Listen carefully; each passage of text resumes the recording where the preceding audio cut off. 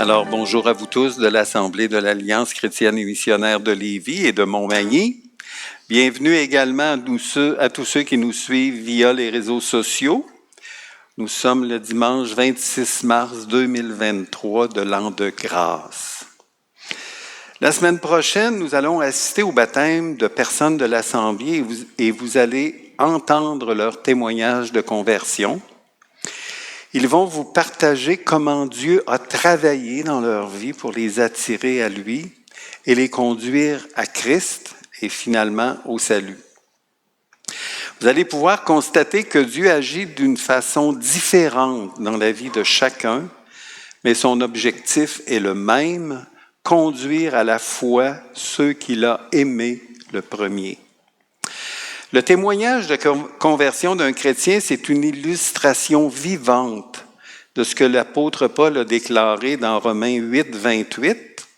Nous savons du reste que toute chose concourt au bien de ceux qui aiment Dieu, de ceux qui sont appelés selon son dessein. Ça, c'est la traduction de Second 910.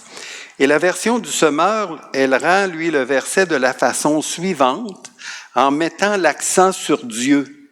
Alors, ça dit, nous savons en outre que Dieu fait concourir toute chose au bien de ceux qui l'aiment, de ceux qui ont été appelés conformément au plan divin.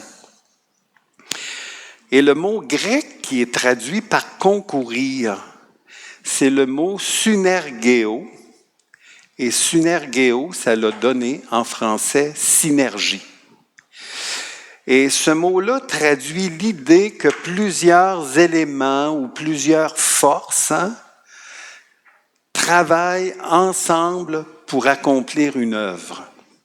Et cette œuvre-là, elle a été pensée, elle a été coordonnée pour accomplir un plan précis.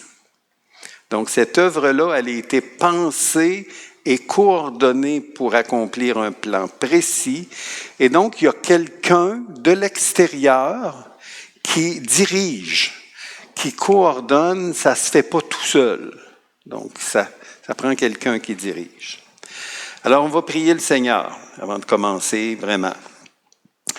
Alors, Seigneur, notre Dieu, notre Père, ce matin, nous venons ensemble, au nom du Seigneur Jésus-Christ, pour magnifier le travail extraordinaire que tu as accompli pour nous attirer à toi. Sers-toi de mon témoignage pour illustrer l'œuvre prodigieuse de conviction du Saint-Esprit qui agit puissamment pour nous conduire au salut. Amen. Alors, Dieu, dans sa providence, je vous l'ai dit, là, je vous l'ai lu tout à l'heure, fait travailler toutes choses.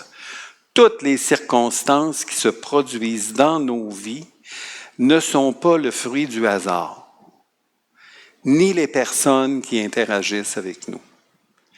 Tous les acteurs et les circonstances qui sont impliquées dans notre salut agissent librement et sans contrainte à réaliser le plan de Dieu.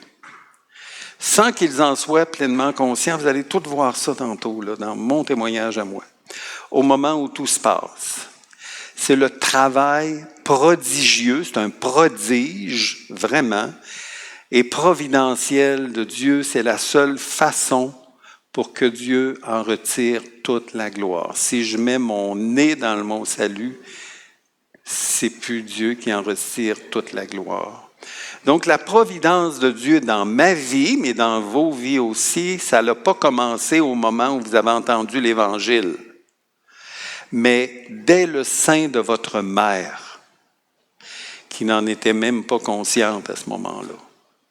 L'apôtre Paul va dire dans l'Épître aux Galates que Dieu l'avait mis à part dès le sein de sa mère. Puis c'est vrai pour Paul, puis c'est vrai pour chacun de nous.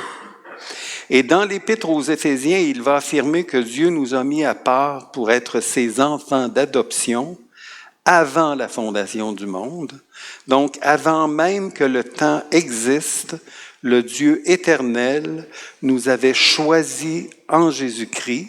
Ça, c'est dans l'Épître aux Éphésiens 1, versets 4 à 5.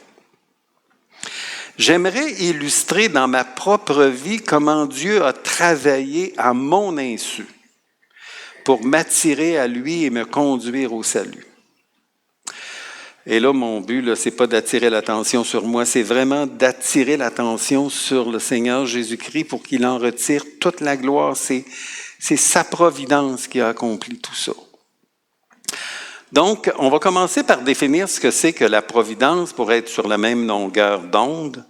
Les théologiens s'accordent pour définir ainsi la providence. La providence de Dieu, c'est la réalisation dans l'histoire de ce que Dieu a décrété dans l'éternité. Dieu soutient, dirige, dispose et gouverne l'univers entier, toutes les créatures et toutes les choses des plus grandes aux plus petites. Rien n'est trop grand ni trop insignifiant pour être en dehors des soins providentiels de Dieu. Souvenez-vous que nos cheveux sont tous comptés. Souvenez-vous qu'il n'y a pas un moineau qui tombe par terre sans qu'il l'ait voulu. Donc, il n'y a rien qui procède du hasard. Le Seigneur Jésus-Christ est au contrôle de tout. Donc, l'œuvre de Dieu, ce n'est pas quelque chose qui se construit au fur et à mesure du temps. Nous le vivons de cette manière-là parce que nous autres, on vit dans le temps. Vous allez voir tantôt que toutes les séquences que je vais vous raconter, j'avais aucune idée d'où est-ce que ça menait. Donc, l'œuvre de Dieu, ce n'est pas quelque chose qui se construit au fur et à mesure du temps. Nous le vivons de cette manière-là, mais Dieu, lui, vit son œuvre dans la perspective de l'éternité. Mon existence, comme la vôtre, a été voulue et dirigée. Ce n'est pas un hasard que vous soyez là. Et Dieu a fait converger les circonstances pour réaliser son plan qui était connu de lui seul. Moi, comme vous, n'avons pas choisi nos parents. Là, je ne pense pas qu'il y ait quelqu'un ici qui a choisi ses parents, ni ses frères, ni ses sœurs, ni son rang dans la famille. Moi, je voudrais être le plus vieux, le plus jeune. Non, non. Tout ce que nous sommes, on n'a pas choisi d'être un homme ou une femme. Notre sexe, c'est Dieu qui l'a choisi. Nos talents, notre intelligence, notre ressemblance physique, on n'a pas décidé de comment on voulait être. Le pays où nous sommes nés, y a-t-il quelqu'un qui a choisi de vivre ici, là? Non, on n'a pas choisi de naître dans ce pays-ci. Notre culture religieuse, notre milieu culturel, on ne l'a pas choisi non plus. Donc, on n'a strictement rien choisi de tout cela, mais Dieu, lui, a fait des choix que nous ne comprenons pas. Parce que nous sommes dans la finitude du temps. On ne sait même pas ce qui va se passer dans une heure. Là. On ne le sait pas. Dieu le sait, lui. Alors que Dieu, lui, est dans la perspective de l'éternité. Alors, c'est bien évident qu'il y a un regard différent sur notre vie. Les Écritures affirment d'éternité en éternité, tu es Dieu. D'éternité en éternité, moi, là, j'ai aucune idée. Je ne suis pas capable de m'imaginer ce que c'est. C'est une chose que nous ne pouvons pas comprendre et nous devons avoir l'humilité d'admettre qu'il y a une grande partie de mystère de notre point de vue dans notre existence. Je vous ai dit que vous n'aviez rien choisi tantôt. Hein? Personne ne peut répondre à la question « Pourquoi est-ce que c'est moi qui existe au lieu de quelqu'un d'autre? » Dieu seul peut répondre à cette question-là. Donc, j'en reviens à mon histoire personnelle. Là. Moi, mon histoire, du moins en Amérique, parce que je pourrais la faire remonter à Adam et Ève, là, vous autres aussi. Hein? Donc, mon histoire, du moins en Amérique, elle commence avec l'arrivée de mon ancêtre Nicolas Audet, qui a eu 12 enfants. Dont Pierre, puis moi, la lignée de mon père descend de cet ancêtre-là. La lignée de ma mère, elle, c'est une Carrier. Elle est aussi issue d'une famille qui est arrivée au début de la colonie et mon père et ma mère se sont épousés en 1944. Je suis l'aîné d'une famille de 9 enfants. Toujours est-il que je suis né au Québec, à Sainte-Justine de Dorchester.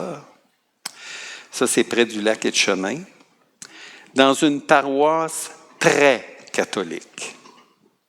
Il y avait un monastère de moines trappistes dans cette paroisse-là, et ma famille était une famille très pratiquante. Puis quand vous pensez que votre famille était catholique pratiquante, là, je vais vous définir la mienne, peut-être qu'elle n'est peut-être pas aussi pratiquante que la mienne, là. Pourquoi? Parce que l'idéal dans ma famille, c'était qu'il y ait un prêtre et une religieuse. Je vois des signes, donc vous avez connu ça. J'ai retrouvé une photo de ma famille et vous pouvez constater là, que c'est vrai ce que je vous dis. Là. Il y a 2 prêtres là-dessus, il y a 2 religieuses, puis il y a un prêtre en plus qui est absent. Il est au Pérou. Et ma grand-mère, que vous voyez à droite, là, elle s'est convertie à 89 ans. Et quand elle s'est convertie, elle m'a dit que mon arrière-grand-mère, donc sa mère, s'était convertie à Arma dans une campagne d'évangélisation de Chiniki.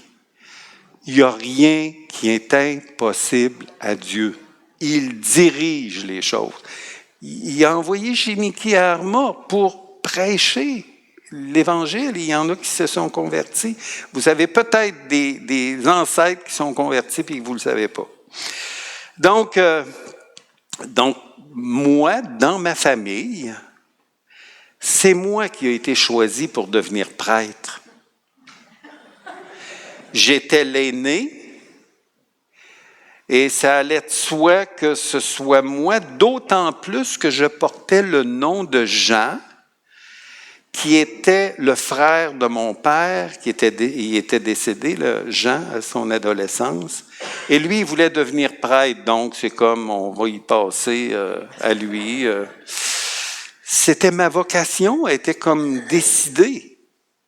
Et là, je vous présente une photo où mon frère et moi, on s'exerce à dire la messe. Et on allait servir la messe le dimanche, là, mais ça faisait partie de notre culture. Et ça faisait partie de ma formation pour que je devienne finalement un prêtre. Donc, m'étant affranchi de la religion, là, tout de même, à la fin de mon adolescence, mais on a tout fait. Hein, on m'a fait faire mon cours classique. On voulait tout ça pour, finalement, que j'aboutisse à faire un prêtre. Mais c'est pas ça qui s'est passé. Et donc, je me suis affranchi de cette idée-là, que je devais réaliser ce que mes parents avaient projeté pour moi. Et en même temps, j'ai rejeté, sans trop comprendre, ce bagage religieux. Même si au fond de moi, là, j'étais tout de même un adolescent, je pourrais dire que j'étais un adolescent pieux. Maintenant, je vous transporte à 21 ans, je suis à l'université, on est dans les années 65. L'impact de la religion, là, pour tout le monde, là, ça a pris le bord. Hein? Et le vide a été remplacé par les religions orientales. Donc là, on se pensait bien intelligent de croire à la réincarnation, la méditation transcendantale, le New Age, le pouvoir de notre subconscient. Tout ça, là, ça fait partie du vide qui a remplacé la religion. Et les restrictions morales, autant c'était serré, autant ça a été remplacé par l'amour libre et l'arrivée des drogues. Hein? Et cependant, malgré tous les reproches que j'avais envers la religion de mon enfance, il subsistait de tout cela que je croyais en l'existence de Dieu. Même si cela a été ébranlé là, à l'université là, avec la théorie de l'évolution et tout ça, là, ça a tout de même été ébranlé. Mais toutes les défaillances que je voyais dans ma religion, là, ça m'empêchait pas tout de même de croire en l'existence d'un Dieu suprême. Je croyais à ça, mais je ne le connaissais pas. c'était un Dieu impersonnel, un Dieu, une abstraction, quasiment. Et ma foi, c'était une foi morte, qui avait besoin d'être vivifiée, qui avait besoin d'être ressuscitée. Je croyais en Dieu, mais sans le connaître. Donc, je baigne dans ce milieu-là, je suis très influencé par la culture de ma génération, une culture faussement religieuse et matérialiste. Là. Nous sommes dans la dynamique de rechercher le bonheur par l'acquisition des choses matérielles. Et dans cette dynamique-là, on s'attend toujours que le bonheur est dans la chose qu'on n'a pas. Fait qu'on court toujours pour acquérir des choses qui vont nous procurer le bonheur, mais ça ne marche pas. Et Dieu va se charger de me le démontrer que ça ne marche pas. Dieu nous attend où on ne l'attend pas, lui. Et c'est ce qui va se produire pour moi et pour Doris, parce qu'on est tout de même deux dans cette aventure-là, parce que je vous passe plusieurs épisodes, là. Donc, on est en 1978. Doris et moi, on vient de se marier. D'ailleurs, c'est notre anniversaire aujourd'hui. Et on a comme rêve, comme tout le monde, de fonder une famille. On a des bons amis. On fait, comme tous les couples, on souhaite le mieux pour notre vie future. Et notre projet, c'est de nous construire une maison selon nos rêves au bord d'une rivière. Qui rêve pas de ça? Peut-être que Doris va dire que c'était plus mon rêve que le sien, là, mais en tout cas. Puis ça, là, ça fait partie de... Il me semble que quand on va être là, la vie va donc être merveilleuse. Néanmoins, même si on poursuit ce rêve-là, on ne trouve pas ce qu'on cherche. Et ce qui est disponible est hors de prix, puis ce qui est disponible, c'est trop loin. Donc, c'est comme... Mais finalement, on trouve un terrain à Saint-Romuald, ça c'est vraiment inespéré. Il y a un couple qui s'est acheté ce terrain-là au bord de la rivière Chaudière, mais peu de temps avant leur mariage, ils se séparent. Et dans les heures qui suivent, là, Doris voit la pancarte de la vente. Nous donnons le prix qu'il demande et on acquiert le terrain. Et l'agent d'immeuble, il n'en revenait pas. Il avait dit à Doris, « Je viens à peine de mettre la pancarte que tu m'appelles. » Et à partir de maintenant, vous allez voir comment Dieu dirige et fait concourir toute chose pour que son but à lui se réalise. Il y a deux proverbes qui illustrent ça d'une façon merveilleuse. Là, il y a le proverbe 16:9 qui dit « Le cœur de l'homme médite sa voie, mais c'est l'Éternel qui dirige ses pas. » Allez m'expliquer ça, là. On a toutes sortes d'idées, toutes sortes de plans. On va faire ci, on va faire ça. Mais ultimement, c'est l'Éternel qui dirige nos pas vers la bonne voie par les moyens qu'il veut. C'est extraordinaire. Et le proverbe 24 dit, « C'est l'Éternel qui dirige les pas de l'homme. Mais l'homme, lui, peut-il comprendre sa voie? » La version du Sommeur dit, « Comment un humain pourrait-il comprendre par quel chemin il passe? » On s'imagine qu'on comprend, puis on en choisit. Mais finalement, qui dirige nos pas? C'est le Seigneur. Donc, j'ai un bon ami que j'ai connu dans mon milieu de travail. On est vraiment amis. On convient qu'on va s'aider mutuellement. Il va m'aider à construire la maison, puis moi, je vais l'année suivante l'aider à construire la sienne. Lui, il ne construira jamais la sienne, mais il m'a aidé à construire la mienne. Donc, c'est lui qui me trouve le dessinateur qui va faire les plans de la maison. C'est lui qui me trouve l'ouvrier qui va prendre en charge le projet.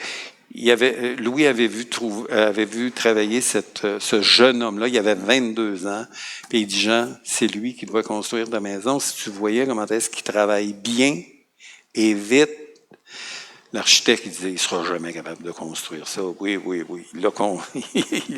Il était capable. Dieu guide tout cela, mais c'est plus tard, moi, que je vais le réaliser. Au fur et à mesure, je ne vois pas ça, là.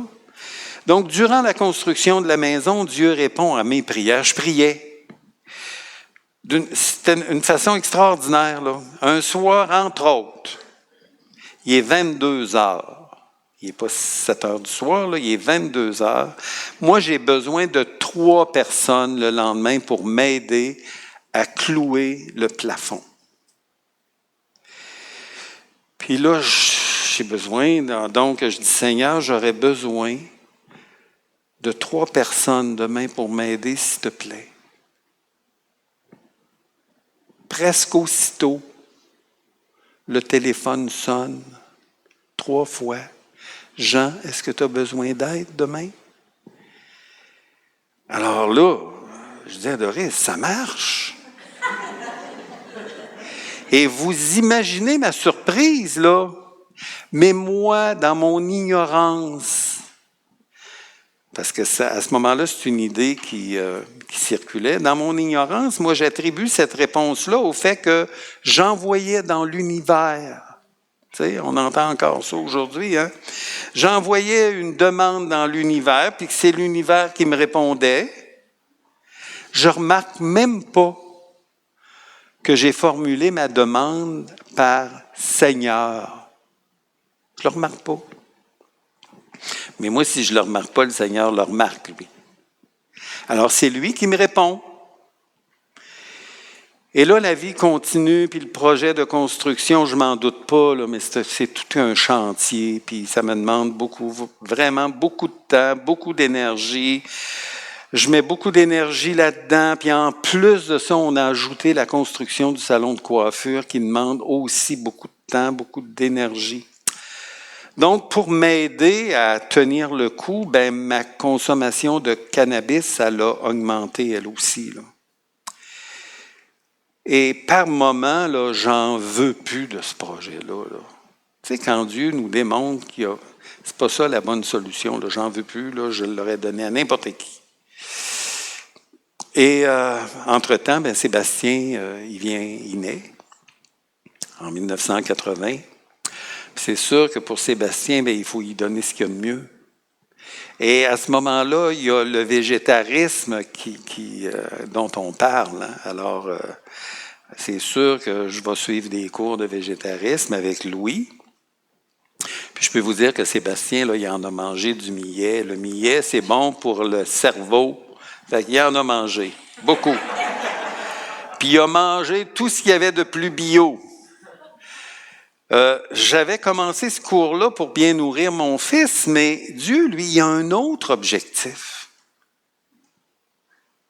Tu sais, tantôt, je vous lisais le proverbe, là, hein, tu sais, que on ne sait pas où est-ce que nos décisions nous mènent. Et au dernier cours de cuisine, la prof, elle nous dit que la semaine suivante, il va y avoir une conférence sur le jeûne qui va être donnée par le spécialiste du jeûne au Québec. À ce moment-là, c'était Jean Rocan. Moi, là, je suis vraiment pas plus motivé qu'il faut aller à cette conférence-là, là, mais Louis est en arrière. Envoie Jean, là, on connaît rien là-dessus, viens-t'en, on va aller assister à... Bon, j'y vais, mais sans savoir encore là ce qui m'attend au bout de ce chemin-là. Donc, lorsque je reviens de la conférence, je dis à Doris, là, chérie, là, il faut que j'aille jeûner, là, c'est le moyen que je pense qui est bon pour que je puisse me libérer de la dépendance que j'ai puis purifier mon organisme de toutes les cochonneries que j'ai accumulées. Donc, elle dit oui, elle m'encourage, mais elle non plus, elle ne se doute pas de où ça va la conduire. Elle ne sait pas. Donc, moi, je m'en vais là, puis je passe un mois là, puis je m'apporte des livres sur toutes mes croyances que j'ai. Mais juste avant de partir, ma mère arrive avec un livre, Puissance de la louange. C'est un livre chrétien qui circule dans les milieux charismatiques. Et moi, c'est le dernier livre qui arrive, je le mets sur le dessus de la pile. Le but de ma mère, dans le fond, là, c'était de m'attirer dans son groupe charismatique. Mais ce n'est pas le but de Dieu. Dieu a un autre but. Alors, vous allez constater que dans tout le scénario d'événements qui vont se produire, là, tout est sous le contrôle de la providence de Dieu. Il y a un détail qui est important. Quand j'arrive là, à la maison de jeunes, Jean Roquin, il me dit, il n'y a plus de place à la ferme où était la maison de jeunes, mais il dit, j'ai loué des chambres dans un couvent, puis si tu veux, tu peux aller là une couple de jours, puis quand il y aura une place qui va se libérer, je vais venir te chercher. C'est bien correct. Dieu a prévu que je serais retiré. Je vais l'être, retiré. Et là, je commence à lire mon fameux livre, le livre sur la puissance de la louange. C'est celui qui est sur le dessus de la pile. Et là, l'auteur, il explique que, quelles que soient les circonstances difficiles dans nos vies, il faut louer Dieu. Parce que Dieu a un plan qu'il veut réaliser, surtout quand les circonstances sont difficiles et qu'on ne comprend rien. Moi, à ce moment-là, je ne peux pas expliquer rationnellement pourquoi. Mais je fais tout ce que l'auteur dit. Je loue Dieu pour les circonstances difficiles. Je loue Dieu parce que je crois que Dieu va faire sortir du bien de cette situation-là. C'est ça qu'il dit, puis c'est ça que je fais. Mais je fais tout ça, là, mais je suis loin de me douter de ce qui va se passer vraiment. Et ce que je vois là-dedans, c'est que Dieu est en train de déposer et de susciter en moi la foi pour croire en lui.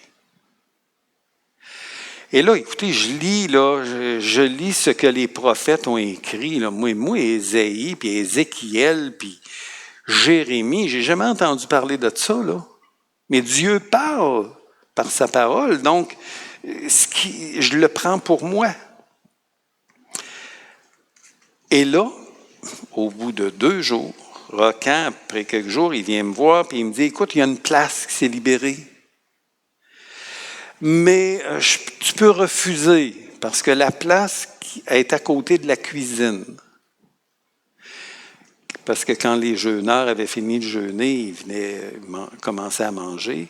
Il dit, écoute, c'est sûr que tu vas être dérangé. Là. Il va y avoir des gens qui... Bon, je dis, c'est correct, je vais aller m'installer là. Puis, Et arrivé dans la chambre, je sors ma photo, je sors mes livres, puis là, j'ai une photo avec Doris, Sébastien, moi, puis le chien. Et je sors mes livres, mais là, je ne les lirai jamais, là. Je les sors. C'est un dimanche. Et tout à coup, j'entends une conversation entre 2 femmes. Et j'entends cette phrase-là, « Une vie d'être humain sans une relation personnelle avec son Créateur, c'est une vie perdue. » Oh, qu'est-ce que je viens d'entendre là? Tu sais, une relation avec son Créateur, c'est quoi? J'ai jamais entendu dire ça de ma vie. Et même si j'ai lu le livre « La puissance de la louange », là, c'est une partie que je n'ai pas compris, ça. L'accent était vraiment mis sur plus louer Dieu dans les circonstances difficiles. Donc, au moment où je suis encore en train de penser à cette phrase-là, je me retourne vers ma photo et là, la phrase prend le sens suivant. Une vie d'être humain sans une relation avec son Créateur, c'est comme une vie de chien. Ça s'arrête là. Alors là, je dis, moi, c'est pas ça que je veux. Alors, écoutez, quand la conversation a été terminée là, entre les deux femmes, là, que j'ai vu que... Là, je suis sorti de la chambre, puis j'ai demandé des explications, et là, c'est Céline qui a répondu à mes questions. Mais quand elle a parlé de la Bible, puis qu'elle a parlé du péché, oups, là, j'ai reculé. J'ai eu un mouvement de recul parce que ce que j'avais appris à l'université, moi, là, concernant la Bible, puis c'était pas reluisant, là. Ça fait que fallait que j'étais vraiment méfiant. Alors, ma question, ça a été, est-ce que tu as des livres qui me prouvent que la Bible est vraie? Puis ça donnait que Céline en avait des livres. Fait qu'elle m'a apporté une caisse de livres, puis là, j'ai lu, j'ai dévoré tout ce que Céline m'a apporté. J'ai même lu Le Retour de Jésus-Christ de René Pache. Tu sais, j'en avais lu, là.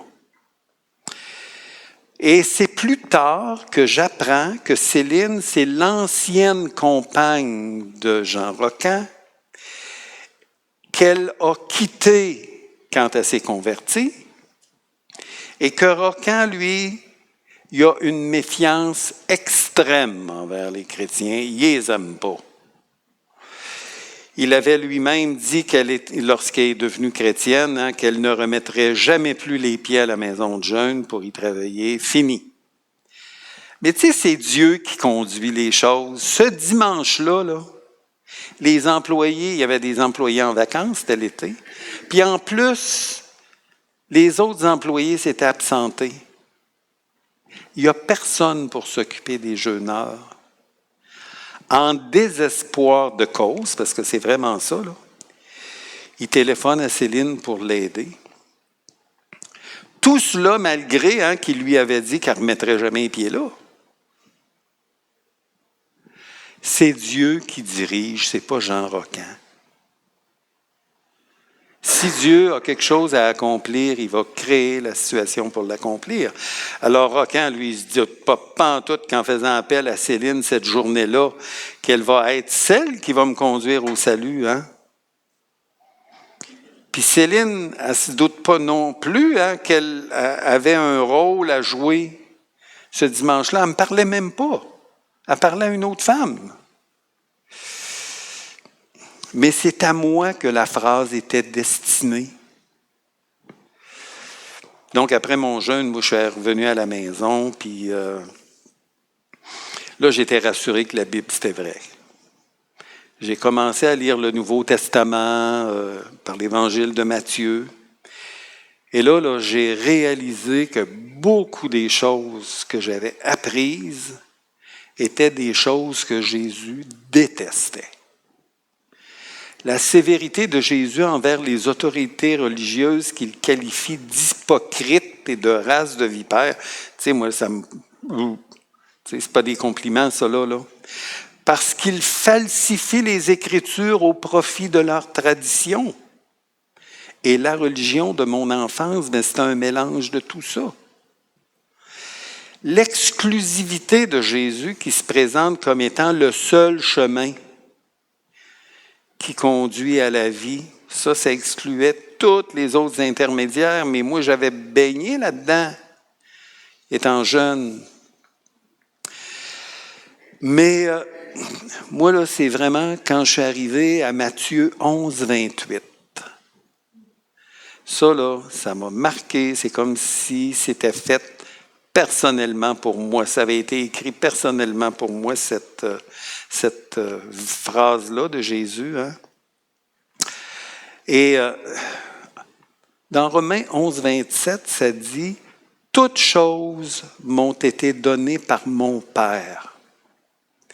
Et personne ne connaît le Fils si ce n'est le Père. Et personne non plus ne connaît le Père si ce n'est le Fils et celui à qui le Fils veut le révéler. » Moi, là, c'est d'abord ça qui m'a arrêté. Puis mon questionnement, c'est est-ce que tu veux me révéler ton Fils? Et là, ce que je voyais là-dedans, c'est que Jésus lance un appel à venir à lui, à ceux à qui il veut le révéler, et que Jésus choisit ceux à qui il veut se révéler. Et là, la suite, vous la connaissez, « Venez à moi, vous tous qui êtes fatigués et chargés, et je vous donnerai du repos.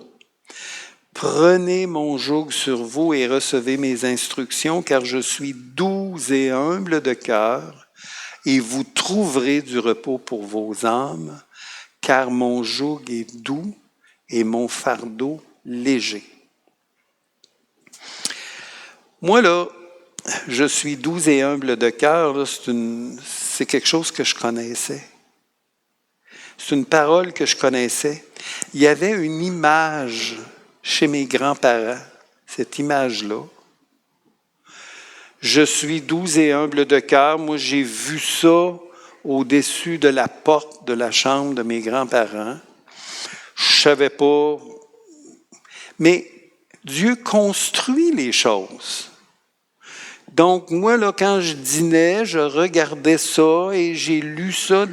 Et quand j'ai lu dans Matthieu 11, 28, que c'est Jésus qui se révélait comme ça, là, ça l'a éclaté dans ma tête.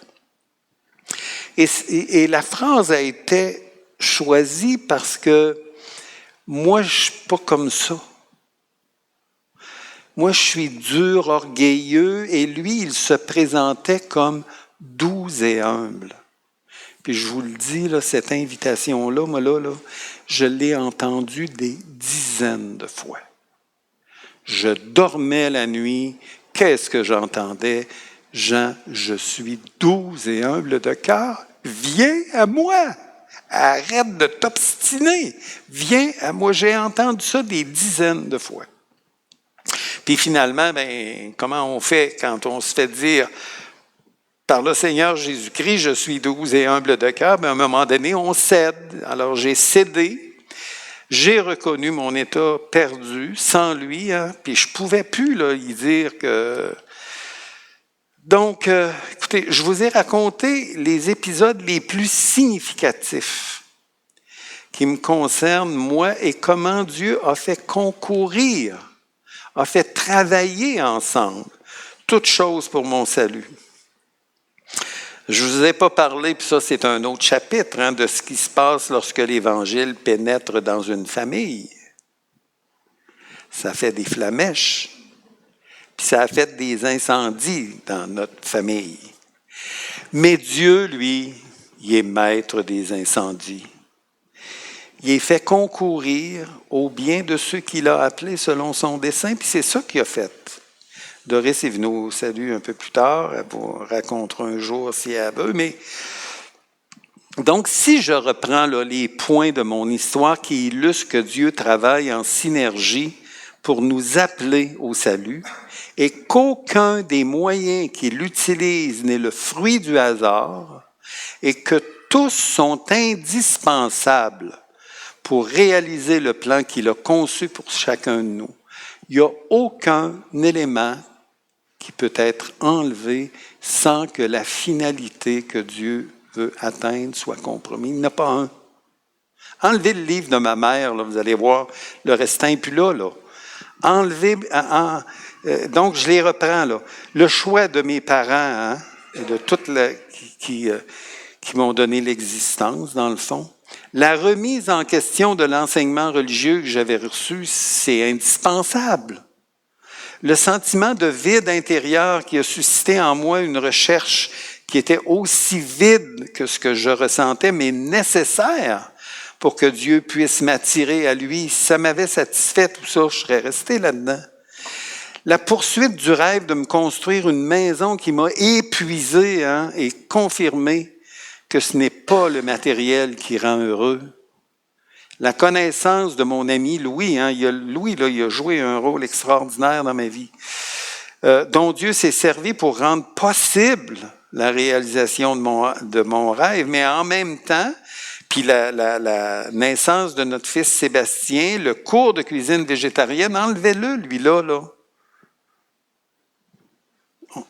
la conférence sur le jeûne à laquelle je ne voulais pas assister, le livre que m'a donné ma mère, la foi qu'a suscité ce livre-là, la chambre proche de la cuisine là, qui m'a permis d'entendre la conversation avec une autre femme, la phrase de Céline par qui le Saint-Esprit a éveillé mon esprit.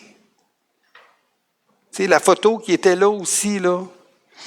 La réponse et la sécurité que j'ai obtenue par la lecture des livres que m'a prêté Céline, la lecture de la Bible et les paroles personnelles que Jésus m'a adressées quand il s'est présenté comme doux et humble de cœur. C'est l'étape la plus importante qui a finalisé, dans le fond, tout le processus qui avait été entrepris par Dieu. Dieu avait choisi les personnes, les circonstances pour se révéler à moi, et il a fait la même chose pour vous. Et l'apôtre Paul, regarde ce qu'il dit. Quand il plut à Dieu de révéler en moi son Fils, c'est Dieu qui choisit. Quand Dieu, dans sa providence, a jugé bon de révéler en moi son Fils, il a fait en sorte que tout ce qu'il avait décidé travaille pour mon bien. Mon bien suprême étant la connaissance du Seigneur Jésus-Christ. Dieu a providentiellement mis en place les circonstances et les personnes pour que finalement je dise oui à son appel. Puis je suis sûr que dans votre tête, il y a des événements, des personnes que vous pouvez identifier, dont Dieu s'est servi pour accomplir ses plans. Comme Jésus a affirmé dans l'Évangile de Jean, au chapitre 10, verset 27, son appel est personnel. Jésus dit en parlant de ses brebis, « Je les appelle par leur nom, elles reconnaissent ma voix et elles me suivent. » J'ai pas compris, moi, là, au fur et à mesure, dans quel but les circonstances et les personnes étaient impliquées dans ma vie. Et comment Dieu se servait de mes joies, de mes déceptions, de mes rêves brisés, de mes échecs, du bien comme du mal que j'ai fait ou qu'on m'a fait. J'ai pas compris au fur et à mesure que tout ça servait à accomplir son plan de salut dans ma vie. Mais quand je regarde en arrière, par exemple, je ne peux que voir sa main providentielle qui a fait concourir toutes choses pour mon bien, pour que je puisse le connaître. On a lu tantôt dans Matthieu que celui à qui il veut le révéler, il fait ce qu'il faut. Donc, comme le dit l'apôtre Paul dans l'Épître aux Éphésiens, Dieu m'avait prédestiné à être son enfant d'adoption selon le bon plaisir de sa volonté, pour que je puisse louer éternellement la gloire de sa grâce. C'est encore dans l'Épître aux Éphésiens. Je ne comprends pas ce que c'est la gloire de sa grâce, mais ça veut dire que sa grâce, là, elle couvre l'univers. C'est incroyable, là. Puis, il dit qu'il nous a sauvés pour qu'on puisse éternellement louer la gloire de sa grâce. Cette grâce éclatante et magnifique, ça c'est dans la version Parole vivante, qu'il nous a accordée dans son bien-aimé. Ultimement, c'est le choix de Dieu sur ma vie qui a fait naître en moi la foi. C'est la seule condition pour que Dieu le Père et le Seigneur Jésus-Christ soient pleinement loués pour la gloire de sa grâce. Notre salut du début est le début d'une glorieuse aventure avec Dieu. Pourquoi? Pour qu'on puisse le servir.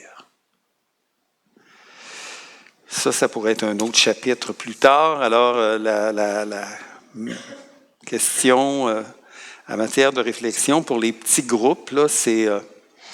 moi, J'aimerais que la prédication que vous avez entendue là, serve à retracer les principaux éléments, les personnes, les circonstances dont Dieu s'est servi pour vous attirer à lui.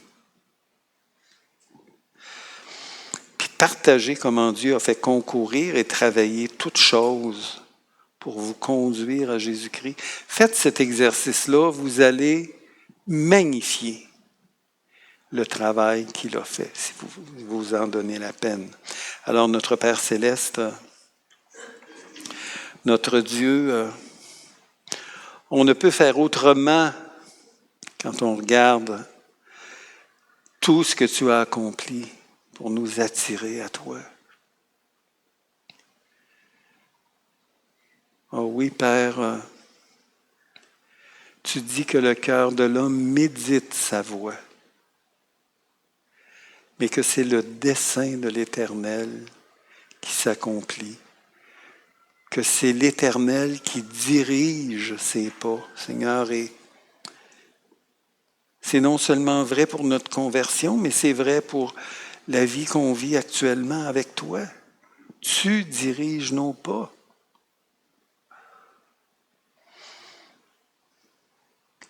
Alors, Père, sois loué, parce qu'on veut vraiment magnifier ta grâce. Amen.